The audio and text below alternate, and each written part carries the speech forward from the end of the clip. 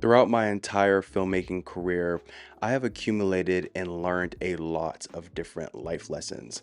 Life lessons that honestly help me for the better. They help my film career for the better. And in this video, I want to share with you 3 life lessons that I learned throughout my career. Without further talking, let's just dive right into it. Wait, one thing I do want to mention, this channel has finally reached 1,000 subscribers, and I cannot thank you guys enough for that. Now let's get right into the video. Life lesson number 1 from me is honestly something that was really hard for me to digest at first. And it's going to be everything doesn't have to revolve around filmmaking. I feel like this is a very important life advice as a filmmaker because it's so easy for us to get caught up thinking, when is the next big project gonna come? Or when can I get out there and pick up the camera and film something again? Or when can I go out there and just get creative in general? And it gets to the point, especially early on, when you're so hungry for this career path to where this is all you're thinking about. And I'm not saying it's always a bad thing to be thinking about how to improve yourself or thinking about whenever the next job is going to come. But when this starts to take control of your entire life, I don't really think that's a good thing. Being fully consumed by anything you're honestly passionate about doesn't always mean it's a good thing. And I'm telling you, early on for me, it was really hard. Even with this YouTube channel, I was just so passionate about it. I was just so hungry for it. And don't get me wrong, I still am passionate about it and I still am hungry and I still enjoy filmmaking and even this YouTube channel. But it comes to a point in life where you have to just slow down. Everything doesn't have to revolve around your job. And for me, after I guess running that race and going through that, I still have a long race to run. I still have a long journey ahead of me. But I understand now that I want to enjoy it. If I'm just all about filmmaking 24/7, I'm sorry, but I'm going to hate filmmaking at the end of the day. Filmmaking is something that I want to do for a very long time.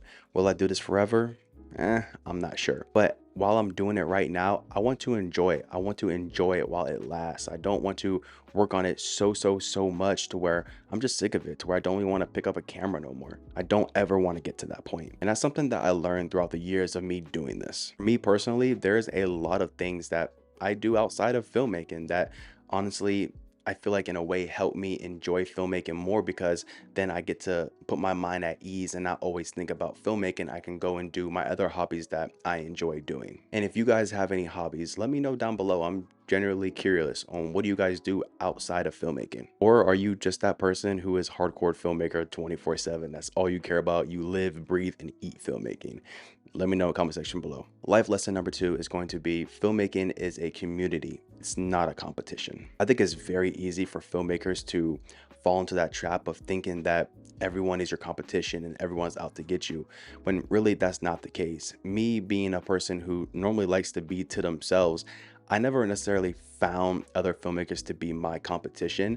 I've always been infatuated with other filmmakers, and a lot of other filmmakers that I see, honestly, I drew inspiration from them and tried to recreate something that they did because I was so moved by it. I was so motivated by it. So for me personally, I don't necessarily see other people as competition. I think that there is other people out there who are a lot more talented than I am and who obviously have more years of experience than I do.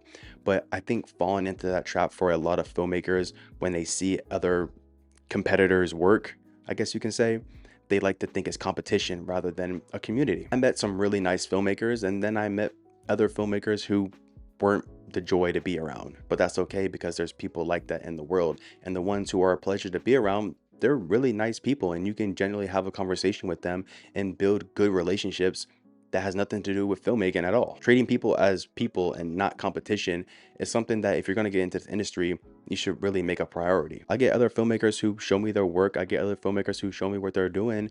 And instead of being envious of them because they're doing maybe more than what I'm doing, or they're landing better jobs than I'm landing currently, or bigger jobs that are paying a lot more than what I'm doing, I don't get envious for them. I generally get excited for them because I love seeing other people grow. That's my whole thing. Even with this YouTube channel, I want to help people and see people grow. I don't care if someone passes me. People are going to pass me. I'm staying in my lane and I'm focusing on the race that is set before me. And I want to support others who are on the race with me. Community is also what's going to help you go far in this industry. Life lesson number 3, which is honestly a funny one.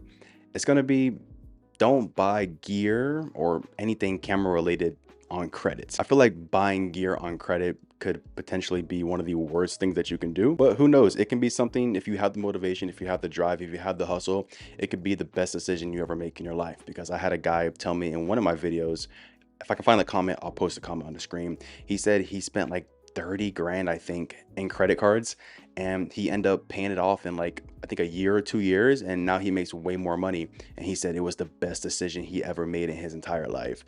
So if that can work for you, then I guess do that. But I don't recommend that you buy gear on credit, because gear can be something that is very addictive. And if you're not financially disciplined and if you're not smart with your money, you can get in loads of credit card debt buying this stuff. So that's why I never really recommend that you buy anything camera related on credit unless you have the money to pay it off right away. But credit is something that's very serious, and it can really make or break your life.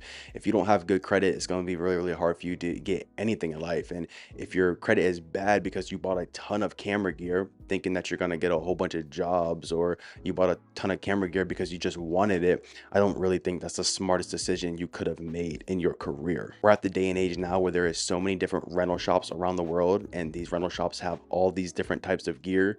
It would make more sense to just rent it than drown yourself in credit card debt. Well, that is it for today's video. I hope out of those 3 advices, one of them resonated with you really well. If you enjoyed today's video, please leave a like, comment, and subscribe. Without further ado, I'm gonna catch you in next week's vlog. I'll be on to. Buon giorno.